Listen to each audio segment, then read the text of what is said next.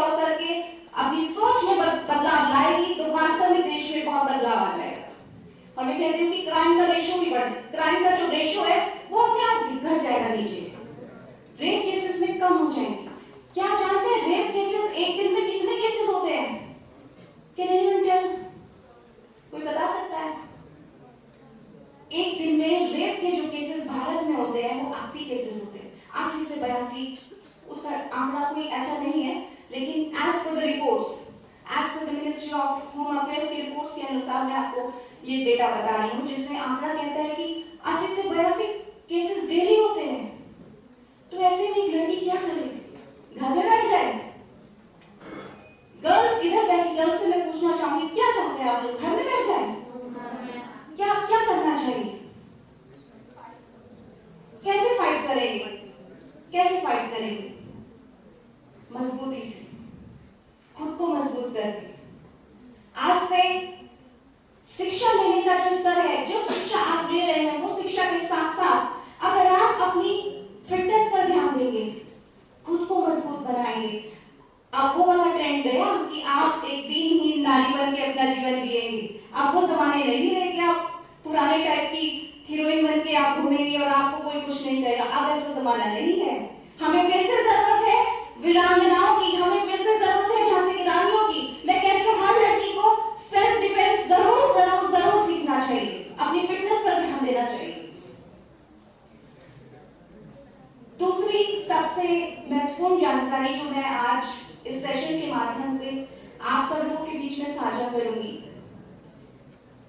भारत में social media का बहुत ज्यादा इम्पैक्ट हमारे बच्चों पर पड़ रहा है, नई जनरेशन पर पड़ रहा है, जिससे तरह तरह की तमाम चीजें, मेंटल डिस्ट्रेस हो रहे हैं, मेंटल हैरेस किया जा रहा है, टॉर्चर किया जा रहा है और ब्लैकमेलिंग के शिकार हो रहे हैं हमारे बच्चे।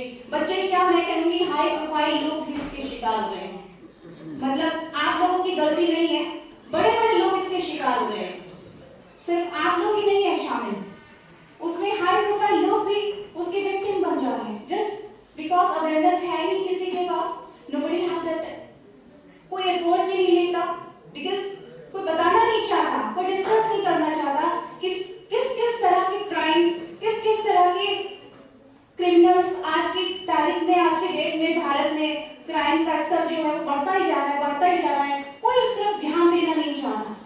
तो ऐसे में जरूरत है अवेयरनेस की, ताकि हम अपनी आने वाली जनरेशन को बचा सकें, कंट्रोल कर सकें, चीजों पर कंट्रोल कर सकें, हम न्यू जनरेशन को अवेयर कर सकें और वो आगे उस चीज को बढ़ावा दे सके।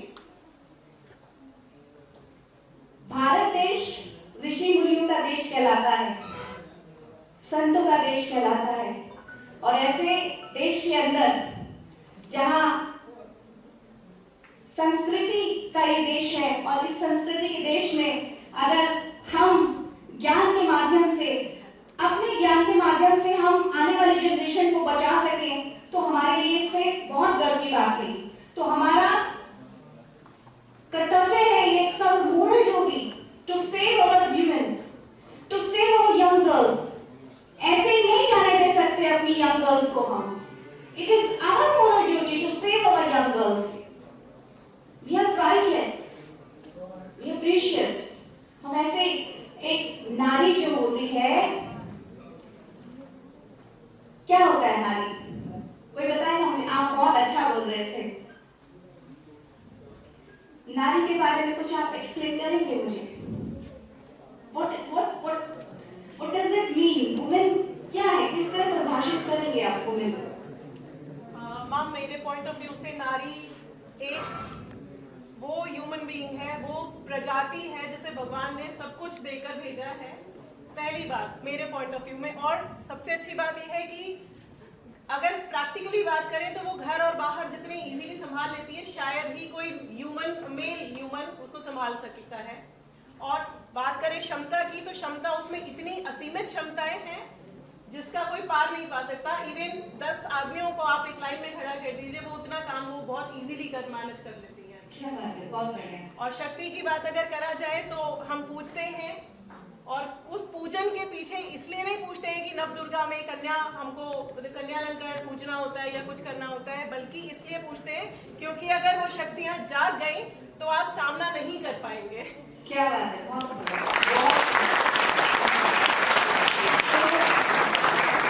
नारी की परिभाषा दी है, बहुत सुंदर परिभाषा दी है आपने। मैं कहती हूँ नारी इस पूरी सृष्टि की जननी है। आप सोचिए, नारी जन्म देने वाली हमारी माँ भी तो एक बेटी है, पहले तो बेटी थी। जो जननी है उसको हम सुरक्षित नहीं कर सकते, यानी एक बेटी को हम सुरक्षित नहीं कर सकते और सोच भी नहीं सकते। ये बहुत कमाल की बात है। समाज के अंदर जिस तरीके से एक घर होता है, घर में हम खाना अपने आप खाते हैं, भोजन खुद करते हैं, अपने परिवार की सुरक्षा करते हैं, उनका जिम्मा लेते हैं, इसी तरह हमारा कर्तव्य है। It is our moral duty to save our young girls, क्योंकि ये भारत हमारा देश, हमारा घर है, हम इसके अंदर रहते हैं। जब हम विदेशों में जाते हैं तो वहां हमें अपने देश की याद आती है। जब हम विदेशों में जाते हैं तो हम अपने देश को याद करते हैं, क्योंकि वहां हमें कोई पूछने वाला नहीं होता। और इस देश के अंदर ये हमारा घर है, और अगर हम इसकी रक्षा नहीं करेंगे, इसकी सुरक्षा नहीं करेंगे तो कौन करेगा? कौन करेगा? बॉयज, पीछे वाले बॉयज बोल मत हो, क्योंकि अभी लड़कियों की बात चल रही है, अभी लड़कों की भी बात चलेगी। ओके, एक बार जोर से